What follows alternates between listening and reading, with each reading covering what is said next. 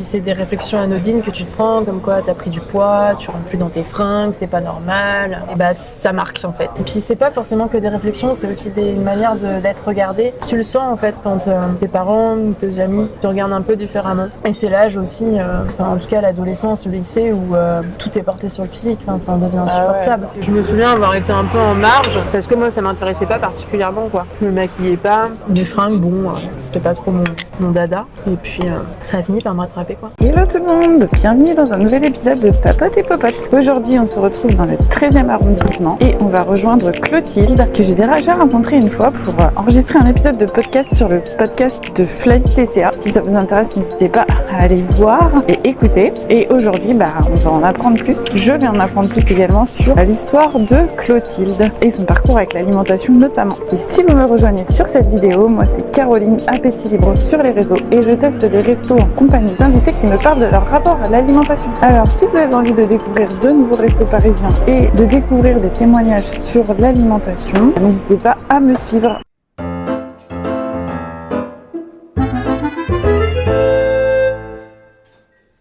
Je rejoins Clotilde. Bonjour Clotilde. Salut. Comment vas-tu? Je vais très bien, merci. Merci de participer. Donc est-ce que tu veux te présenter? Non. Non, je rigole. Ah bon, au revoir alors. Bonjour, je m'appelle Clotilde. Je suis professeure de yoga et professeure de philo et fondatrice de Balance ton corps, qui est un programme pour aider toutes les femmes à se libérer du poids des TCA. Vaste projet. C'est une idée qui est dans ma tête depuis 2-3 ans et que j'ai lancée il y a 1 an. Et t'es prof de philo au lycée Dans une école de kiné, je donne des cours de philo éthique. Ouais. C'est sympa ça, je savais pas que les kinés avaient des profs de philo. Et oui, c'est une association, donc école privée. Ouais, c'est trop cool.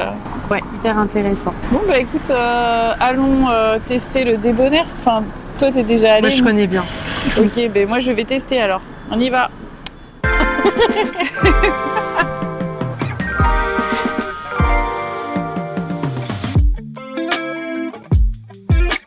Donc toi t'es déjà venu ici?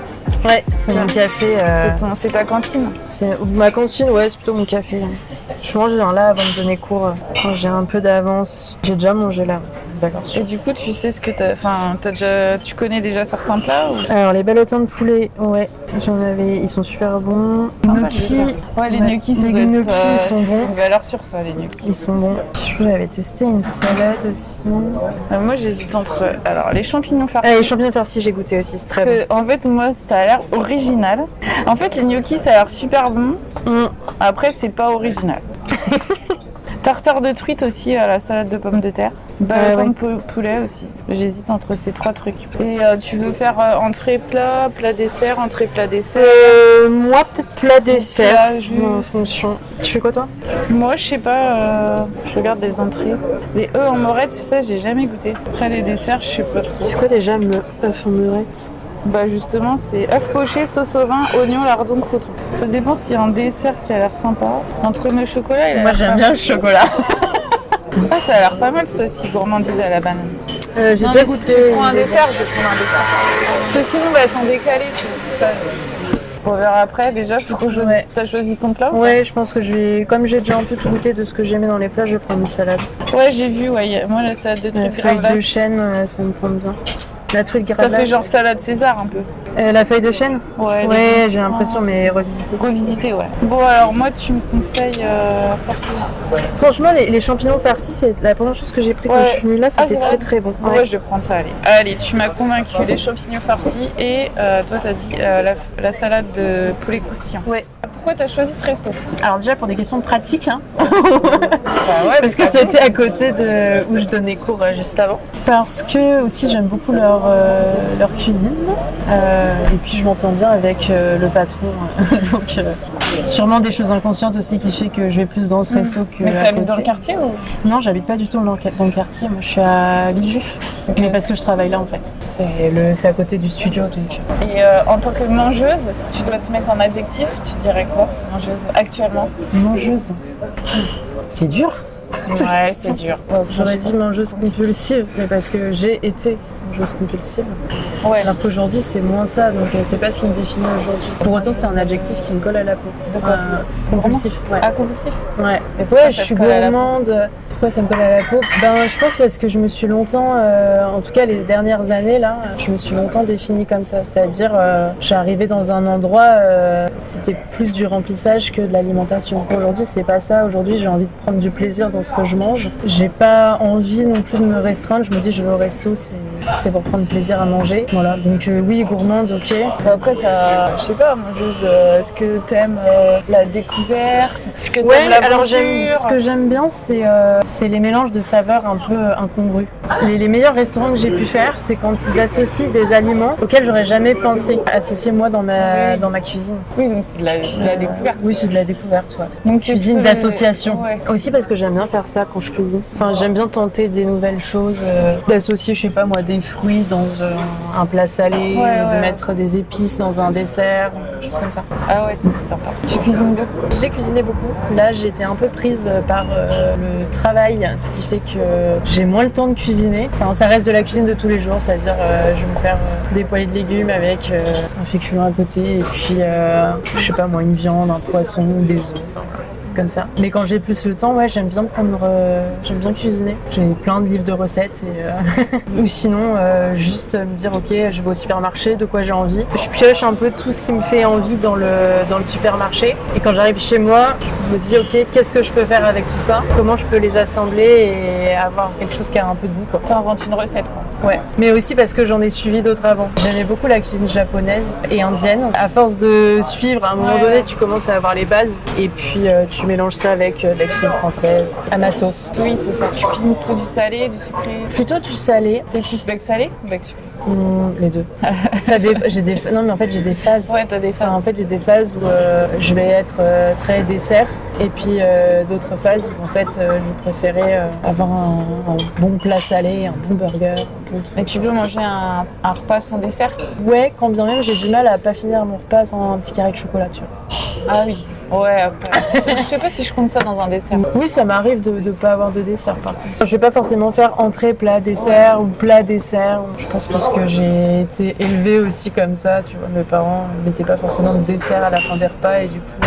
Ah ouais? Non, on avait un fruit en dessert. Ah oui, bah ça je le compte comme un dessert. Oui, moi aussi j'avais un fruit. Et puis... un fruit ou un yaourt. Un fruit, ouais, ou du fromage. Enfin, je sais pas si le fromage tu le comptes en dessert. Chez nous, on faisait entrée, plat, fromage, dessert. Et des fois, il y avait de la salade aussi, avec le fromage. Ah ouais, non, ça j'ai jamais fait. Fromage Ah, salade. vous avez pas ça? Non, la salade c'était en entrée. Et comme il y a eu une longue période où j'aimais pas la salade, donc ouais, voilà, ça me dérange pas de finir sans dessert. Après, tout dépend les desserts, tu vois. Là, si tu me proposes une tarte au citron, je vais te dire non. S'il y a que Je ça, déteste ça. Ouais. En fait, les desserts au citron, c'est assez tranché. Soit les gens adorent, et c'est vraiment leur truc préféré, soit les gens n'aiment pas. Et ton plat et ton dessert préféré, si t'arrives à trouver? Alors oui, mon plat, je sais déjà ce que c'est. C'est des calamars, enfin des encornés avec des spaghettis et des tomates séchées. Voilà. C'est une recette à toi? C'est mon père qui faisait ça, enfin qui fait toujours d'ailleurs. Et dessert préféré, tarte aux pommes. Classique tarte aux pommes. Tarte aux pommes de ma mère. Du coup, j'ai repris la recette et maintenant je la fais. J'en ai fait une hier d'ailleurs, parce qu'on a une soirée ce soir. Et c'est un peu recette de famille pour le coup, la tarte aux pommes. Donc, je pense qu'elle est un peu chargée en valeur émotionnelle, tu vois. Je crois que j'ai jamais mangé une tarte aux pommes aussi bonne que celle ah ouais, puis la tarte aux pommes, de ma mère, t'as 10 000 façons de la faire. J'avais fait la dégustation. Ouais, je disais, j'avais fait l'élection de la meilleure tarte aux pommes de Paris. J'avais fait partie du jury. Et enfin, quand tu vois, t'as 10 000 tartes aux pommes. C'est pas du tout le même goût d'une tarte à l'autre, donc... Hop. C'est peut-être un peu gros morceau là. Non, si ça rentre, c'est bon. C'est chaud? Merde.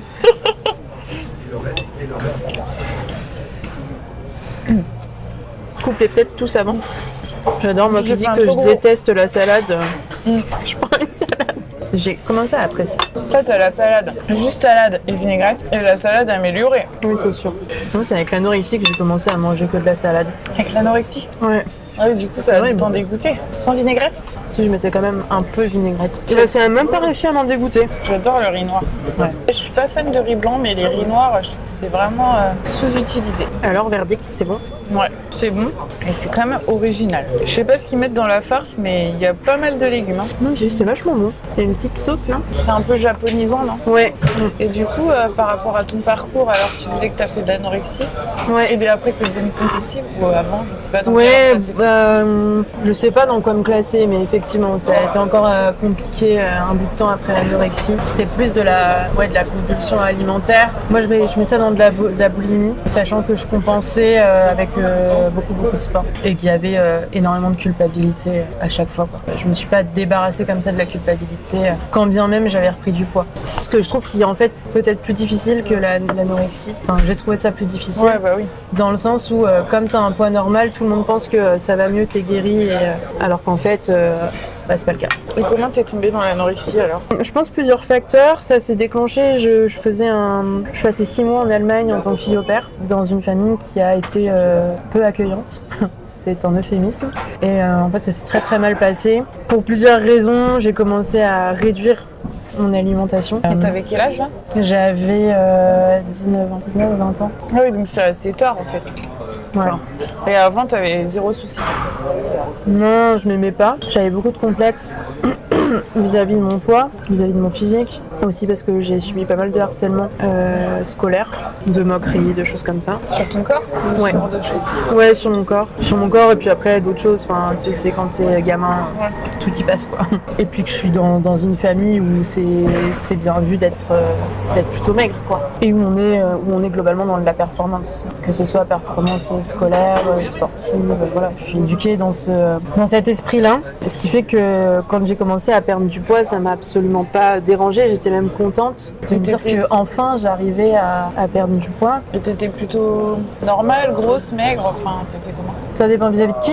Ouais, c'est sûr. Non, je sais pas, je faisais le même poids qu'aujourd'hui en fait. Juste avant de partir, voilà, c'est des petites réflexions comme fais attention à ce que tu manges en Allemagne. Ah ouais. Tu te connais, tu vas revenir avec des kilos en trop, là. C'est qui disait ça? C'est mes parents. Ah ouais, tes parents. C'est difficile à admettre aussi, tu vois. Et puis j'arrêtais pas de me comparer à ma sœur, par exemple, qui pour le coup, elle était comme ça. Et voilà, et moi j'étais celle qui prenait du poids facilement, on va dire, la plus gourmande.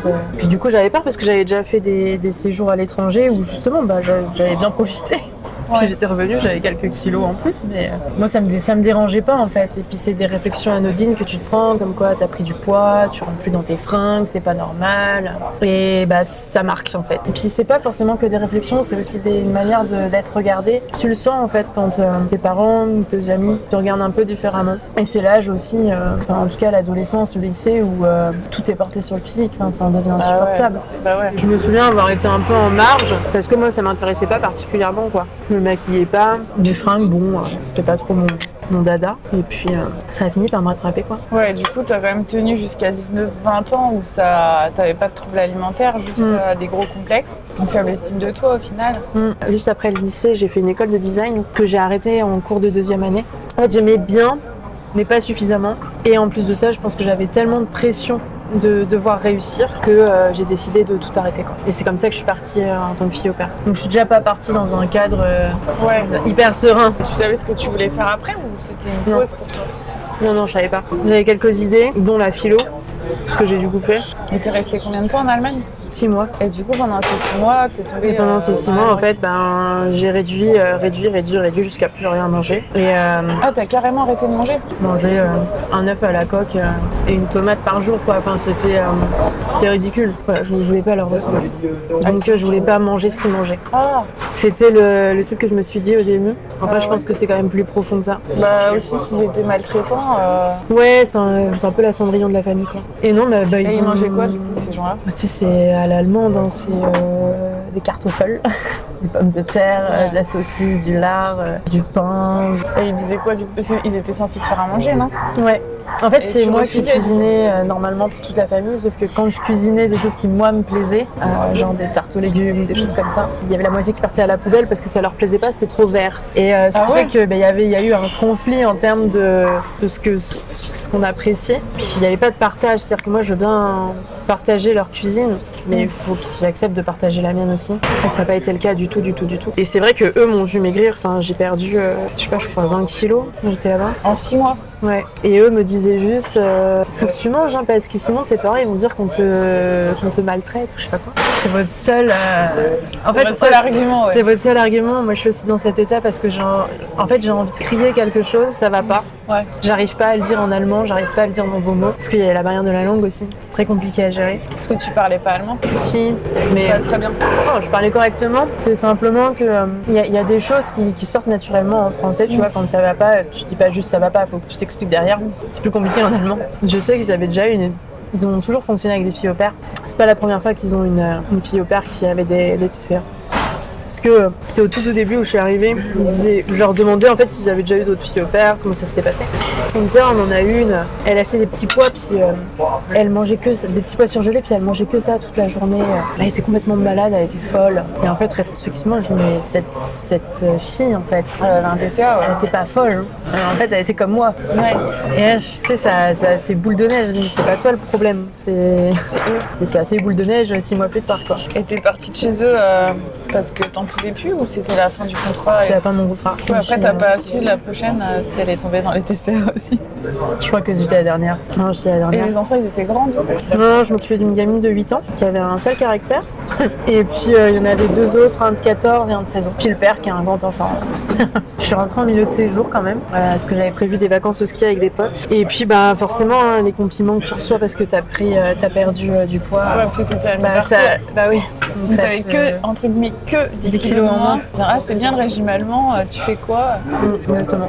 Mais la famille, elle voyait que tu maigrissais, que tu mangeais pas comme eux, mais elle faisait rien. Non. Elles ont pas appelé tes parents pour leur dire il y a un problème.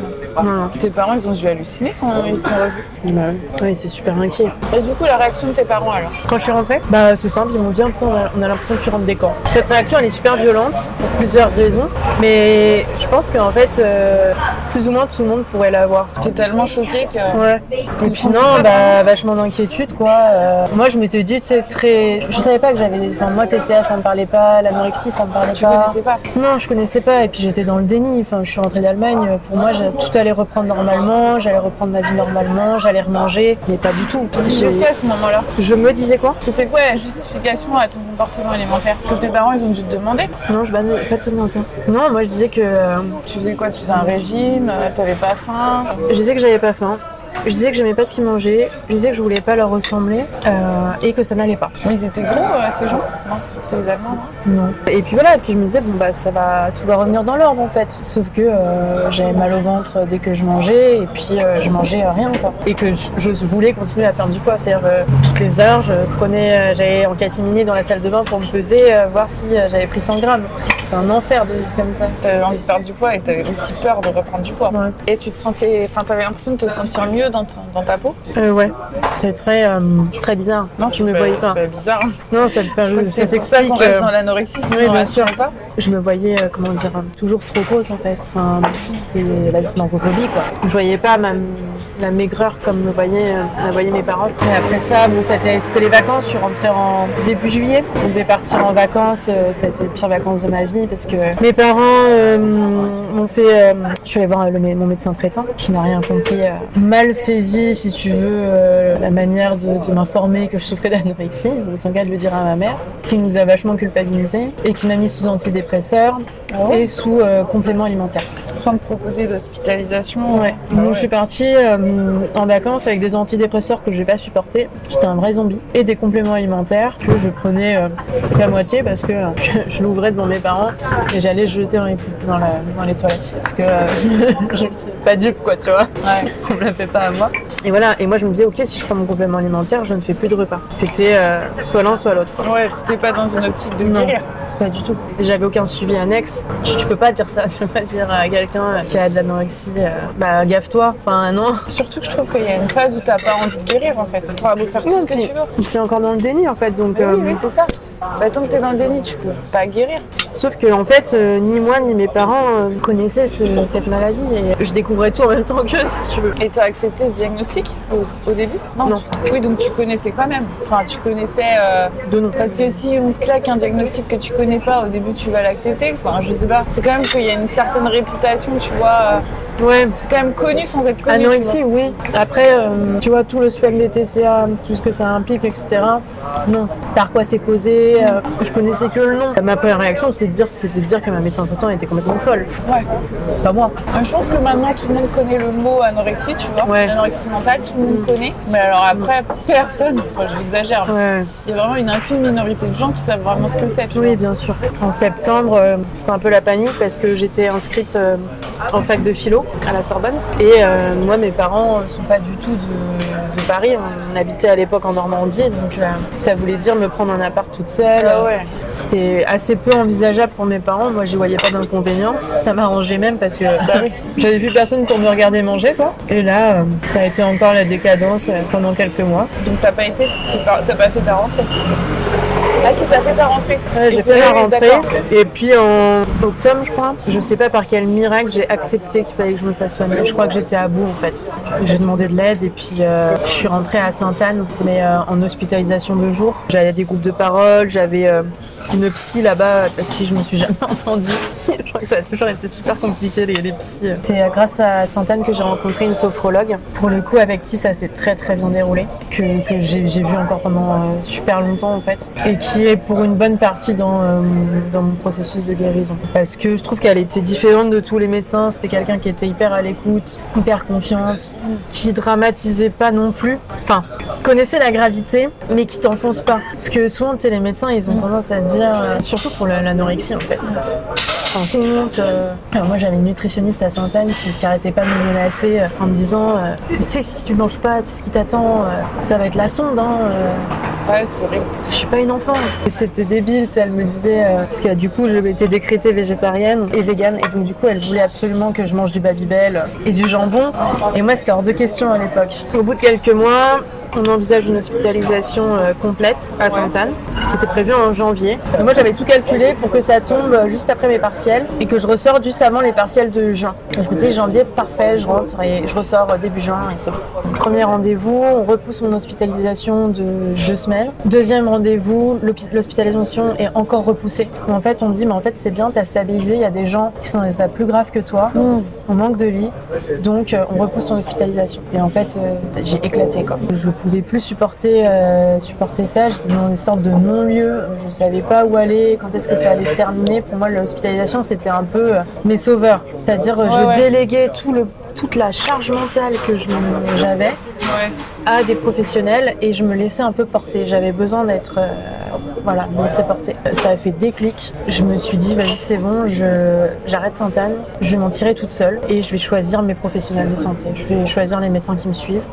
Et du coup, j'ai gardé la sophrologue.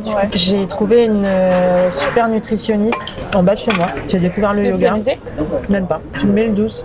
Ouais, que j'allais vérifier. Je me demande si elle n'était pas spécialisée dans les TCA. En fait, c'est pareil. Je suis arrivée, elle me dit, écoute, t'es pas obligé de regarder le chiffre sur la balance, t'es pas obligé de ceci, il n'y avait aucune obligation. C'était une diète ou une médecin? Médecin.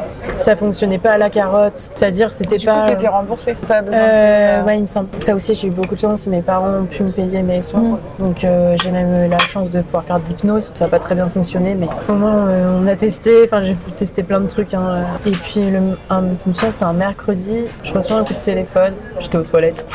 Anecdote, je décroche, c'était Sainte-Anne. Oui, bonjour, on a une place qui se libère dans 2 jours, donc si vous voulez, le lit est pour vous. Ça a été dilemme 3 secondes, j'ai dit écoutez, c'est gentil, mais en fait j'ai pris ma décision, je veux plus être hospitalisée. Et en fait à partir de là, c'est fou, il y a eu un changement d'état d'esprit et j'ai commencé à être sur une pente ascendante, c'est-à-dire à aller mieux et à vouloir guérir, mais le corps et l'esprit étaient connectés sur le vouloir guérir. Ouais, c'est-à-dire que tu faisais pas que reprendre du poids, tu étais aussi dans une démarche, tu essayais de te sortir de tes schémas, tes croyances alimentaires.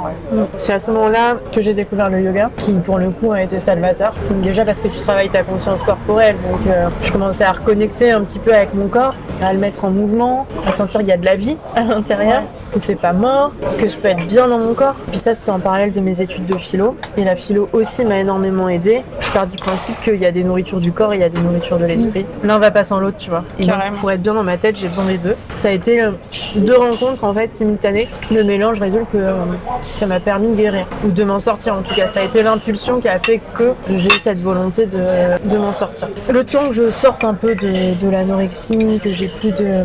J'étais en anorexie restrictive, du coup pas vomitive.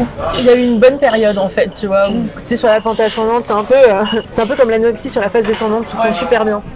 Et là du coup tu te sens super bien, tu te sens hyper à l'aise, t'as plus d'énergie forcément parce que tu manges à nouveau. Et puis après j'ai eu l'effet boomerang de merde, je commence à prendre trop de poids, je commence à trop voir que je prends du poids. Et ça c'est dur aussi. Et à quel moment t'es passée dans la compulsive alors? Tu disais au début. Ça se fait de manière un peu insidieuse, toujours par des réflexions, des regards qui changent parce que ceux qui ont vécu une génération avant où c'est le culte de la minceur, considèrent que... T'es gentille, hein, parce que la génération d'avant, mais c'est encore en cours, je pense. Hein. Oui. C'est juste qu'on est dans un microcosme. Ce qui a eu un effet déclencheur également, c'est que j'ai subi des violences sexuelles, ce qui fait que... À ce moment-là? Il y a 2 ans. Ce qui fait que tout est ressorti en fait. La restriction, c'était plus possible comme moyen de survie parce que je l'ai catégorisé comme dangereux. Tu vois, tu te dis, ah tiens, et si? Et en fait, le corps tout de suite, ça freine. Et j'irai plus là-dedans, c'est impossible. Et donc, mon seul moyen de me protéger, ça a été d'être dans de la compulsion, quoi. En fait, tu te sens tellement vide, j'ai l'impression d'être rien, tu manges. Il n'y a pas de plaisir à manger, c'est juste que souvent, soit le sucre, c'est souvent du sucre, c'est rarement une crise avec du brocoli, mais ça m'apaisait quoi. Et ça, tu penses que c'était décorrélé de toute la restriction que tu avais vécue avant? C'était purement un truc de remplissage Comment ça? Vu que tu corrèles ça à ton trauma avec ton agression, est-ce qu'il y a un lien? En fait, parce que comme tu as vécu de la restriction, ton corps il a morflé parce qu'il a perdu plein de poids, même si tu l'avais repris. En fait, le corps, je pense, il reste un peu en mémoire.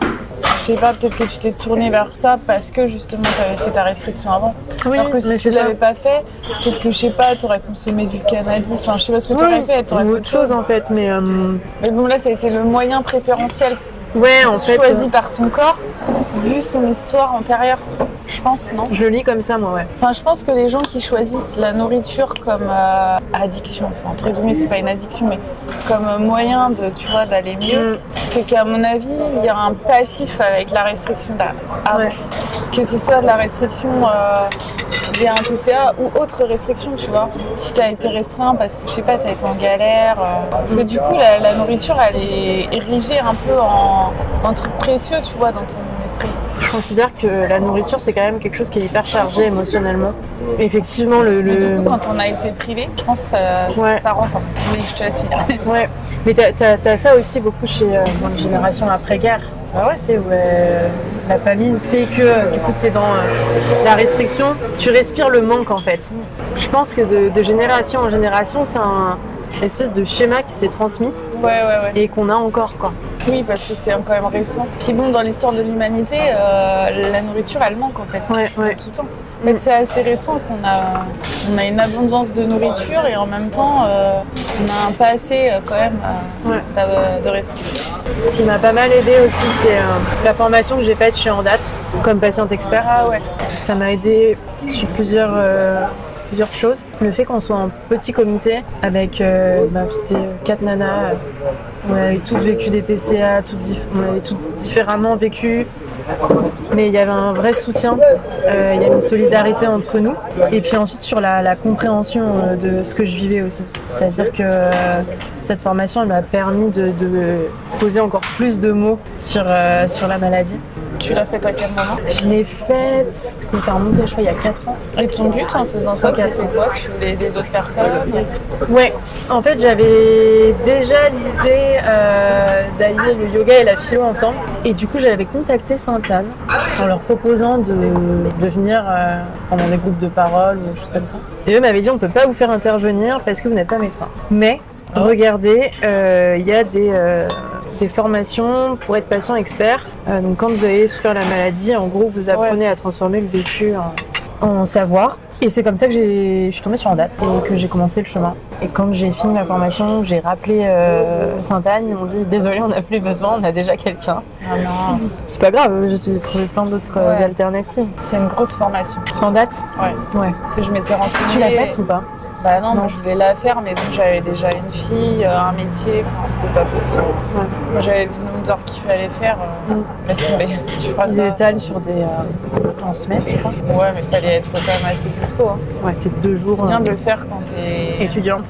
étudiant, t'as pas d'impératif. Il y en a d'autres, je crois, des trucs de passion expert. Ouais, tu peux le faire à la fac maintenant. Puis là, je suis une autre formation avec Angélique. Elle fait des vidéos sur ça s'appelle TCA ou TCAP. TCAP, ça s'appelle. Je connais pas. Et elle a lancé là cette année une formation de passion expert.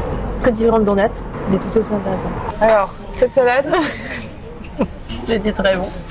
Non, mais en gros, t'as des restaurants où la salade, c'est la sauce que t'achètes en supermarché. ah ouais, la sauce Ça de la baigne cantine, dans la là. sauce avec Ouais. des tomates, ça n'a pas de goût. Et donc là, je disais que c'est une très bonne salade qui avait du goût. Donc ça fait plaisir. Bah, comme ça, t'auras C'est fait un le bon, deuxième. tu vois, pour noter un restaurant. Ouais, Il faut goûter leur burger, leur salade beurre frites. et leur plat. Un plat. J'ai vu qu'ils faisaient aussi un burger végé. Il y a pas mal d'options végétariennes qui sont assez, Ouais. tu vois, c'est pas Ouais. le truc un peu bateau qui a à chaque fois les champignons farcis. Franchement, c'est original pour un plat végé. Ce que je redoutais le plus, par contre, c'était les pique-niques. Ouais. Ouais. Le pique-nique, c'est tu peux un peu manger ce que tu veux, tu vois. Ouais, mais les pique-niques, c'est en quantité illimitée. Ah oui, parce que toi, t'avais peur. Ah oui, c'est marrant. Parce que toi, t'avais peur de la perte de contrôle. Ouais. Alors moi, je savais que vu que je me contrôlais à donf, je savais que si je voulais manger que des tomates cerises, pendant tes Non, pique-niques, moi c'était possible. c'était du contrôle plus. C'est-à-dire que lâcher le contrôle, pour moi, c'était lâcher les rênes, il n'y avait plus personne, quoi. Les pique-niques, puis les soirées, tu sais, t'as les chips et tout ça. Les apérodinateurs. Ouais. Comment c'était? Super. Ouais, moi les apérodinateurs, justement, j'aimais bien. Ah non, Parce que du coup, je me disais, on voit pas ce que tu manges. si tu veux rien manger, personne va Eh se ben, rendre compte. moi, je me disais la même chose, Mais dans l'inverse. mais à l'inverse. Surtout dans la période où justement j'étais plus dans la compulsion. Mais du coup, il y a un truc que j'ai pas trop saisi dans ton histoire, c'est que t'as fait ton parcours de guérison en date et tout ça, et à ce moment-là, t'étais dans la compulsion. Pas vraiment, j'étais encore dans le statu quo un peu bâtard, là. Ah, t'étais dans le statu quo. Et à quel Ouais. moment alors? C'est après? Il y a eu une rupture amoureuse qui a été un déclencheur, et il y a eu le trauma dont je te parlais juste avant. Ah, et ça, là, c'était c'était encore après en pire. date? Ah ouais. Ah, c'était après toutes tes formations en fait. Et où c'est une grosse désillusion parce que j'ai eu la question de la légitimité. Punaise, j'ai envie de travailler avec et aider des personnes qui ont des troubles des conduites alimentaires. Bah, je me rends compte que des événements traumatisants peuvent me remettre dedans, Ouais, sur un autre bord en fait. sur un autre bord. Comme tu disais, tu pouvais plus tolérer la restriction. Ouais. Et puis en fait, j'ai fini par comprendre que ça n'avait rien à voir avec de la légitimité, que tout ce que j'avais construit en fait et tout ce que je pouvais proposer était légitime et portait ses fruits aussi parce que j'ai commencé à accompagner des gens, ça fonctionne. Oui. Bah, je pense qu'il n'y a pas besoin d'être guéri, indemne de tout trouble pour soigner des gens, parce que sinon, on n'a pas beaucoup de thérapeutes, hein, je pense. Les soirées, c'est horrible. Mais du coup, t'as jamais eu l'idée après de compenser? Faire du sport à outrance. J'ai eu des périodes de sport, c'était pas pour le plaisir. Là aujourd'hui, pour le coup, je me vois plus faire du sport si c'est pas pour le plaisir. Tout ce que je fais avec mon corps aujourd'hui, c'est parce que j'aime ça et pas dans l'optique de me dire c'est pour perdre du poids. Parce que en tout cas, toute la phase d'anorexie, c'était ça. J'allais courir, j'allais nager. J'avais perdu tellement de poids que quand je courais, je suis devenue maladroite et je me prenais mes propres pieds. Je me cassais la figure. Ah ouais? Je m'en mêlais les pinces dans mes pieds. Je sais pas si c'est pas un effet de l'anorexie. Ouais. Le côté maladroite, un peu tête en l'air. Ah si, peut-être, ouais. J'ai déjà entendu d'autres nanas en parler et dire qu'elles avaient eu ça aussi. Bah, t'as pas assez de sucre dans le cerveau, quoi. Ouais. Et t'as jamais eu t'es jamais tombé et te fracturer un truc? Si, je venais de rentrer d'Allemagne et j'ai dégringolé les escaliers de ma maison. On a une maison de campagne, les escaliers étaient en bois et pentus comme ça, puis assez long. Tout dégringolé du haut vers le bas. Puis quand t'es comme ça, bah, tu te fais des bleus facilement. Mais non, je me suis jamais rien cassé. Ah, tu t'es rien cassé là? Non. Mais en tout, du coup, ça a duré combien de temps t'étais CA? Et 19 ans en jusqu'à- comptant quoi, anorexie Ouais, et compulsion. Aujourd'hui, je suis pas dans de la compulsion. Ouais, aujourd'hui, tu considères que t'es totalement guéri ou? c'est en toile de fond. Je peux pas garantir qu'il y a un trauma, il n'y a pas un trauma un jour qui fasse que ça ressorte. Mais ce que j'ai remarqué en tout cas, c'est que depuis le temps que je suis dedans, j'ai pas mal d'outils en fait pour faire en sorte que la période dure peu de temps. Déjà, j'ai remarqué que ça fonctionnait par cycle. Je vais pas être dans de la compulsion sur toute une année entière, tu vois. Ça va durer 3 mois, puis ça va s'arrêter. Je sais pas pourquoi. Ça va reprendre plus tard. Et en fait, c'est très cyclique. Et à chaque fois, ça dure moins longtemps. Peut-être que la compulsion t'apporte plus que tu recherches en fait. Donc t'arrêtes. Ouais. Donc j'arrive par le yoga, par le cerceau, par Ouais, t'as d'autres moyens mes de gérer, lectures. En fait, j'arrive à. D'autres moyens de gérer tes. Exactement, ouais, exactement. J'ai fini par me considérer comme un terrain d'exploration. Enfin, Ouais. tu sais, je m'imagine un peu ça avant fou en me disant, ok, ben, ce que je vis, c'est mon laboratoire. Non, mais c'est comme ça que tu guéris de la nourriture. À chaque fois, il faut que j'essaye de trouver un moyen, un truc qui fonctionne, quoi. Et pour le coup, ça marche bien. Je trouve que ça aide pas mal à se dire, tu fais des expériences avec toi-même, mais pas dans le mode malveillant. Oui, carrément. Que des trucs bienveillants. Ouais, mais voilà, je sais que par exemple là je suis partie 3 semaines au Canada. Au Canada, c'est la même bouffe qu'aux US, hein. C'est-à-dire ce qu'ils appellent restaurant, c'est McDonald's. Il y avait que ça. Je pouvais pas m'empêcher d'avoir, tu sais, un retour de bâton en me disant, oh mon Dieu, je vais prendre du poids, ou enfin voilà, je vais ceci, je vais cela. Après, pour autant, j'ai pas eu, comme j'avais avant, l'idée de me dire, il faut que j'aille courir pour perdre tout ça, quoi. Il y a des trucs qui en fait qui reviennent plus comme mécanisme. Donc je me dis, ben à terme, ça va partir. Enfin, je vais guérir, quoi, complètement. Oui, ça prend du temps. Ouais. C'est chacun à son rythme. J'ai envie de dire, on n'a pas tous les mêmes traumas. Ouais. Comme la vie fait pas trop de cadeaux tout le temps, ben t'as toujours un nouveau truc à gérer en plus de tous tes traumas, quoi. Mais en tout cas, je trouve que le temps aide à la guérison. Oui. Et ce que tu mets en place durant ce temps-là aussi. Et qu'est-ce que tu mets en place aussi. Ouais, parce qu'au final, t'as eu combien de professionnels? T'as eu nutritionniste, sophrologue? J'en ai plein. Mais Hypnose. ceux qui t'ont le plus aidé. Mais ce qui m'ont le plus aidé, Ouais, sophrologue. Nutritionniste, sophrologue. Ma prof de yoga à l'époque. Ostéo aussi. T'as pas vu mais ça, de j'ai fait psychologue ça à la fin. Non. En fait, parce que tu sais, ça, ma c'est un peu le sophrologue, truc, tout le temps, il faut absolument voir un psychologue. le cours Moi, je sais passait pas. très mal. Mais très En mal. fait, il faut surtout voir un thérapeute qui match avec toi, en fait. Ouais, c'est exactement ça. En fait, moi, ça m'intéressait pas de voir une psy qui me considérait comme une gamine qui n'en faisait qu'à sa tête, parce que c'est un peu les 2 premiers psys que j'ai vus, c'était ça. Puis en plus, j'avais un peu une tête de mule, quoi, parce que j'avais pas envie d'y aller. Si tu veux, quand tu rentres dans ce cabinet, elle te dit, bon alors, pourquoi t'es là? Je dis, bah ça se voit, non? Déjà, le dialogue n'était pas enclenché de la bonne manière. Mais ouais, non, en fait, ma sophrologue faisait office de psy. Ouais. Bah, en fait, Et ça me convenait très bien, il n'y avait pas d'étiquette. Les diètes aussi peuvent un peu faire de la psychologie. Mais c'est marrant parce que moi aussi j'ai testé l'hypnose et ça n'a pas trop fait des... Ouais, et tu vois, j'ai retesté l'auto-hypnose. Bah, moi aussi. J'y croyais parce que moi j'ai réussi, j'avais fait ça, auto-hypnose, j'avais fait une formation avec une sage-femme pour accoucher. Ah bah ça avait bien marché, tu vois. Ah ouais. J'avais bien vécu l'accouchement avec ça. Alors je m'étais dit avec les TCA ça a bien marché et tout. Bah non, en fait. C'est trop drôle que tu parles de ça parce que du coup j'ai vu une nana qui fait de l'hypnose justement pour préparer l'accouchement et dans le cadre de douleurs chroniques parce que j'ai de l'endométriose et là j'étais en crise au mois de janvier, ça a été hyper compliqué à gérer et du coup je l'ai vu dans ce contexte là et je me suis dit pareil, ça a super bien marché parce que je sais que je suis réceptive, qu'un jour à Avignon un spectacle de rue sur toute la foule, on était 5 pleu-pleu à se faire enfermer dans notre corps, tu vois, je me suis dit tiens je dois être réceptive et en fait ça n'a pas du tout marché. Ouais, comme quoi en fait c'est pas la personne qui est réceptive ou pas à l'hypnose, c'est aussi le sujet qui l'amène. C'est aussi sur pourquoi tu fais de l'hypnose. Ouais. Je pense que peut-être l'hypnose elle va bien marcher pour accoucher mais elle va pas marcher pour un autre truc. J'ai fait de l'acupuncture aussi. Pour les TCA? Ouais. Et alors? Alors en fait j'y allais pas pour les TCA, j'y allais pour une névralgie. Après le Covid et elle a tout de suite vu qu'au niveau de mon ventre ça n'allait pas parce qu'évidemment Covid j'étais avec mes parents. Comment dire que l'alimentation c'était pas mon sujet favori à ce moment-là et du coup la nana qui me faisait de l'acupuncture a tout de suite vu qu'il y a un truc qui déconnait au niveau de tout ce qui était digestif.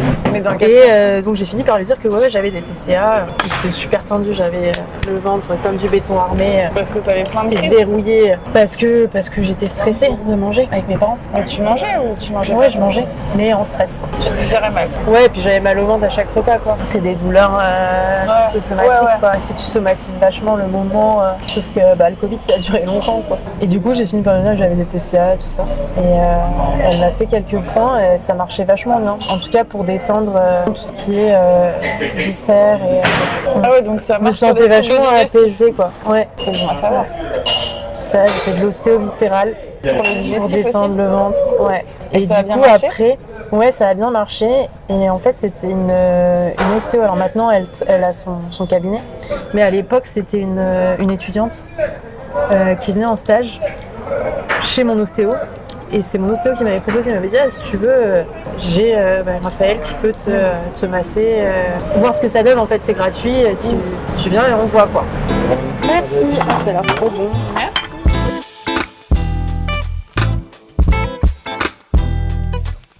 Mon pote elle est chaude. Non, pas de ça.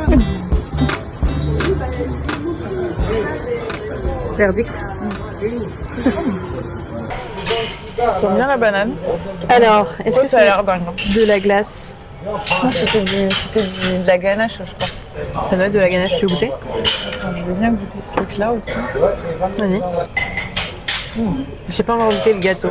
Avec le café et tout, c'est pas mal. Je pense que c'est le meilleur dessert de leur carte. Et moi, il y a un petit crumble en dessous. Les desserts, ils sont assez originaux quand même. Ah ouais, l'ostéo. Et comme ça marchait vachement bien, je me suis dit que ça, c'est des techniques que j'avais mises en place sur moi tous les soirs. Donc dès que je me sentais vachement tendue, enfin je me massais le ventre. J'ai fait une formation donc pour être prof de yoga et on a eu une kiné qui est venue nous parler des fascias. Donc c'est les tissus mous que tu as qui entourent tes organes, tes muscles. Et du coup d'ostéopathie tissulaire. Donc en fait c'est quand tu viens travailler au niveau de tes fascias. Donc en fait t'appuies pas, ton fascia il respire entre guillemets et tu vas venir le suivre avec ta main pour que ça se détende. Et du coup, je faisais ça sur mon ventre. Ça me faisait une petite méditation en même temps. Ouais. Et ça me détendait. Parce que du coup, t'avais beaucoup de douleurs digestives. Et bon, encore. En fait, j'ai souvent mis ça sur le dos de l'anorexie. Mais en fait, j'ai découvert là cette année que j'avais de l'endométriose. C'est corrélé. Enfin, je pense que les douleurs digestives en fait sont pas liées au TCA, mais quand bien même tu peux avoir des douleurs digestives quand tu as des TCA. Oui, c'est souvent le cas. En fait, quand tu es aussi dans l'anorexie, du coup, comme t'as pas de cycle, du coup, t'as pas trop l'endométriose, donc... C'est ça aussi. Et puis, en fait, ce qui est difficile, c'est que peut-être que t'as une endométriose de fond, etc. Dans l'anorexie, t'as encore des douleurs digestives parce que t'es dans l'anorexie. Quand tu guéris, du coup, t'as encore des douleurs digestives, mais c'est pas forcément la même cause. Non, mais complètement. En fait, c'est pas parce que t'as encore des douleurs digestives que c'est forcément l'anorexie. T'as peut-être une autre cause à tes problèmes. Enfin, moi, je pense que si t'as des troubles digestifs qui persistent ou des douleurs qui persistent malgré une reprise de poids et une alimentation plus normale, faut chercher autre chose. C'est pas le TCA. Non, mais c'est sûr. Je sais pas s'il y a des études qui se sont penchées sur le sujet endométriose et TCA, parce que j'ai l'impression qu'il y a pas mal de nanas qui ont des TCA et qui ont de l'endométriose. Et moi, je me posais la question sur le lien entre les violences sexuelles et l'endométriose. Et l'endométriose, ouais. Peut-être aussi, ouais. J'ai déjà posé la question, je suis suivie dans un centre antidouleur à l'hôpital du Kremlin. J'ai posé la question aux médecins qui m'ont dit il n'y a rien qui a été prouvé scientifiquement, mais on observe que beaucoup de nos patientes ont les deux, endométriose et violence. Et comme on sait que un des facteurs des TCA, c'est aussi tout ce qui est traumatisme lié aux violences sexuelles, tu as aussi cet effet que on te dit quand tu as de l'endométriose, tu dois suivre un régime alimentaire, tu dois éviter tout ce qui est inflammatoire. Ah, on te dit ça? Ouais. Moi, je leur ai dit, écoutez les gars, c'est hors de question. Les régimes, c'est hors de question. Je ferai pas de la restriction alimentaire, je vais pas retirer des éléments inflammatoires. Alors après, ils te disent oui, mais c'est au maximum. Mais en fait... Au maximum, ça veut dire quoi ça? Le pain, c'est inflammatoire. Tout ce qui est gluten, c'est inflammatoire. Donc tu retires le pain, les pâtes, les pâtisseries. Le sucre en général. Le sucre en général, c'est inflammatoire. L'ail, les oignons qui fermentent, c'est inflammatoire. Les champignons, c'est inflammatoire. En fait, tout est inflammatoire. Mais si tu pousses le truc... c'est les médecins qui disent ça? Les médecins. C'est quoi s'il y a de l'inflammation dans l'endométriose? En fait, en fonction de où est ton endométriose, si c'est proche de tes organes digestifs, chaque fois que tu manges, tu réinflammes. Donc, du coup, tu as mal en permanence. Et du coup, ça m'étonne pas qu'un petit régime comme ça, où tu retires des aliments, tu viennes créer des TCA. Parce qu'en fait, Manger devient compliqué. Manger devient un enfer en fait. Oui. Bah tu peux plus manger ce que tu veux. Oui, et quand tu manges, t'as mal. En fait, c'est le calcul douleur-plaisir quoi. Genre, ok, je viens de manger un gâteau au chocolat, bon bah, je sais que je vais avoir mal au ventre, mais. Toi, tu remarques qu'il y a des aliments qui te font plus mal au ventre? Ouais. Donc voilà, le dessert, oui. Ouais, bah c'est effectivement tout ce qui est. Si je mange trop de pain, je dis pas que si je mange ça de baguette, je vais avoir mal au ventre, c'est pas le cas. Mais si je mange un sandwich, je sais que j'aurai mal au ventre. Peu importe le pain. Oui. Enfin, des pains quand même que je digère mieux, mais. Et du coup, suite à ce régime qu'ils t'ont proposé, Je leur ai dit non. Bah, je vais pas changer. Donc tu préfères avoir mal au ventre? Ouais. J'ai une notion que l'alimentation anti-inflammatoire aussi, c'était justement pour diminuer les lésions. Non? C'est juste symptomatique en fait, ça diminue pas la maladie. Ah non. Bah alors autant pas le faire. Tu sais, t'auras juste mal. Ça fait pas que tu vas... Ouais, après il y a des douleurs qui sont plus ou moins tolérables. Si tu dis que ça te guérit vraiment de l'intérieur, là la motivation est pas la même. Après t'as quand même des douleurs. Oui, fois, non mais tu vas rester avec des potes, t'as pas envie d'être tordu de douleur à la fin, donc tu fais quand même gaffe à ce que tu manges. Mais l'alcool aussi, ça me... Le cidre. J'ai le malheur de prendre un bolet de cidre. Mes parents maintenant sont en Bretagne, donc autant dire que du cidre on a pas mal. J'ai le malheur de prendre une galette de sarrasin avec un bolet de cidre. Je suis rentrée, je marchais pliée en deux comme ça, j'avais mon copain qui me tenait et je me suis effondrée sur le lit. Sinon après ça des interventions chirurgicales. Hein. Ouais, mais ça c'est pour des formes d'endométriose encore plus poussées. Hein. Tu fais pas une intervention comme ça quoi. Et moi je trouve ça ouf qu'il y en ait autant de femmes qui en souffrent. Ouais. C'est comme les TCA, c'est un truc. C'est tabou. Genre, enfin, c'est tabou, c'est... Non, mais parce qu'on comprend trop maintenant. On diagnostique mieux. Avant, je pense qu'il y en avait autant, mais c'est juste pas diagnostiqué. On diagnostique mieux, puis on ose un peu plus en parler. Enfin, c'est comme les violences sexuelles. Ça y est, on commence enfin à en parler, quoi. Mais pour certaines personnes, c'est difficile à entendre. Hein. Enfin, elles comprennent pas, quoi, que ça existe et qu'il y en ait autant. C'est vrai que les causes sont assez obscures. Bah, c'est multifactoriel, quoi, comme les TCA. Ouais, toujours. Du coup, tu vas réussir à aller à ton rendez-vous si t'as mal au ventre. Oui, bah, j'ai l'habitude maintenant. Et le CBD ou tout ça, non, t'as J'en essayé? prends, ouais. Ça marche, non? Ouais. C'est le seul truc qui marche. Je prends un autre médoc là tous les jours qui a un antidouleur assez puissant, qui fonctionne bien, et puis du CBD presque tous les jours. Ouais, parce que t'as mal en fait tous les jours, c'est pas que pendant tes périodes de règles. Non. Non, puis c'est vicieux comme maladie. C'est en fonction de où les tissus se sont installés. Moi, par exemple, ça me file j'ai des sciatiques dans les deux jambes. Donc, je suis certaine que c'est l'endométriose, mais j'ai des douleurs neuropathiques. Donc au niveau des cervicales, je me retrouve coincée du cou assez régulièrement. Pas mal de contractions musculaires parce qu'en fait ton corps il est en tension permanente. Et puis des douleurs abdominales aussi. Handicap invisible. Ouais. C'est cool, ça commence à être reconnu. Ce serait bien que ce soit pareil pour les TCA. Ouais. Je sais pas si t'as écouté Emmanuel Macron parler hier. Non. Mais j'ai vu. Il a fini son truc en disant se flatter d'avoir mis le sport dans les écoles et tout. C'est très bien. Il finissait en disant ça permettra de lutter contre l'épidémie rampante qui menace nos jeunes et qui est l'obésité. Ah, il a parlé de ça? Ouais. Ceci dit, factuellement, c'est vrai que les gens sont de plus en plus gros. On ne peut pas nier un fait. Oui. Mais en fait, ils n'ont pas attaqué la bonne cause. Oui, en fait. C'est ça. C'est ça que tout le monde s'évertue à dire mangez, bougez, faites gaffe, pas trop de sucre. Et c'est ça, là, et vous faites qu'envenimer le problème, les gars. Le jour où ils découvriront l'alimentation intuitive, ils auront un éclair. Pareil, l'alimentation intuitive, c'est super dur quand il y a des aliments que tu peux pas manger. Bah ouais, pour des raisons de santé, tu veux dire. Ouais, ce que je te disais, tu dis c'est un équilibre entre le plaisir de manger l'aliment et la douleur que ça te confère. Donc du coup, ça m'étonne pas qu'il y ait pas mal de personnes qui ont de l'endométriose et des TCA associés. Parce que c'est en lien avec la nourriture. Après, c'est soit le TCA il était là avant, enfin tu vois à quel point le TCA induit une endométriose plus violence sexuelle, ou aussi t'as vu les prescriptions qu'on dit de faire au niveau de l'alimentation, tu te crées un TCA après quoi. C'est mieux en mieux vis-à-vis des médecins, enfin en tout cas des professionnels de santé, mais t'en as encore, ils sont pas du tout avertis quoi. Enfin je sais pas, je voyais une kiné, en plus c'était dans un centre de la femme, je venais pour l'endométriose, je lui explique que j'ai des TCA, que du coup j'ai super mal au ventre, elle me dit mais quel lien? Moi je le fais toute seule le lien. Ouais. T'as des professionnels de santé quand même qui t'enfoncent je trouve dans ta maladie quoi. Ce qui est bien connu c'est l'anorexie mentale qui pèse 30 kilos, qui est en lien avec vraiment un gros problème psychiatrique, Alors qu'en fait, ça peut toucher tout le monde. Enfin... Oui, puis c'est assez méconnu aussi parce que, ok, on a l'image, mais on n'a pas ce qu'il y a derrière. C'est-à-dire que mon copain, quand j'en parlais, même quand je lui en parle, il me disait, c'est surpris, ah, mais en fait, t'avais faim. Moi, je croyais que vous aviez pas faim quand t'es dans l'anorexie. Je dis, mais tu crèves la dalle. Bah après, des fois, il y en a qui ont plus faim du tout. Ah oui, c'est possible, mais quand même, possible. t'es omnibulé par la bouffe, quoi. En fait, même si t'as pas faim physiquement, t'as faim. Parce que tu penses à la nourriture tout le temps, tu fais des recettes de cuisine à tir larigot, c'est des symptômes, quoi. Oui, tu cuisines à fond pour les autres et jamais pour toi. C'est des symptômes de Je faim. passais des heures et des heures sur Pinterest à regarder je veux bien. À regarder des recettes de cuisine et je me nourrissais de ce que je voyais, quoi. J'étais même convaincue que dès que je passais devant une boulangerie, que je sentais l'odeur du pain au chocolat, j'arrivais à me nourrir de l'odeur du pain au chocolat. Ça a marché 5 minutes. Et tu fais un autre sport que le yoga? Tu fais fais le cerceau aérien, ouais. D'ailleurs, c'est formidable. J'avais jamais vu avant ce truc-là. Ah ouais, on pourrait mettre des images de toi en train de faire ton cerceau, là, c'est magnifique. Ça aussi, ça a été pas mal en termes de... Quand je me suis un peu C'est de la reconstruite. danse avec cerceau, quoi. Ouais. Sur cerceau et aérien, quoi. C'est ça. C'est du cirque, enfin, c'est considéré comme un art du Tu cirque. as découvert ça comment? En fait, j'avais commencé avec de la pole dance.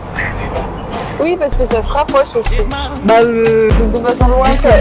La pole dance fait pas partie du cirque, les cirques à ça. Enfin, maintenant ça rentre dans le cirque, mais avant c'était pas le cas. Et en fait, ma prof de pole faisait aussi des cours de cerceau. Et j'ai voulu essayer. Je suis tombée complètement amoureuse de cet agrès-là, au point que j'ai fini par lâcher complètement la pole dance il y a 1 an et demi. C'est très cool. Aujourd'hui, je commence à faire des scènes et tout. Ouais. C'est vraiment sympa. Parce que t'es portée par ton cerceau, alors que la barre, elle te porte pas, quoi. En fait, c'est 2 sensations très différentes. Ouais, c'est ça. Enfin, ne serait-ce le cerceau, t'es beaucoup plus... C'est circulaire, donc tu peux pas faire les mêmes figures. Là où une barre, c'est droit. Ensuite, effectivement, tu peux être porté. En attendant, il y a quand même beaucoup de mouvements où t'es sans cesse en traction. T'es relativement peu assise. Oui. Et t'as beaucoup d'engagement physique. Et en pôle, par contre... Non, mais des fois, t'es porté quand même quand tu te mets... Enfin, si le cerceau, il est comme ça et que tu te laisses pendre... si tu te laisses pendouiller avec la barre sur le ventre. Voilà. Oui, un petit peu, ouais. Je te garantis pas que c'est agréable. Mais... Non, ça doit pas être, mais...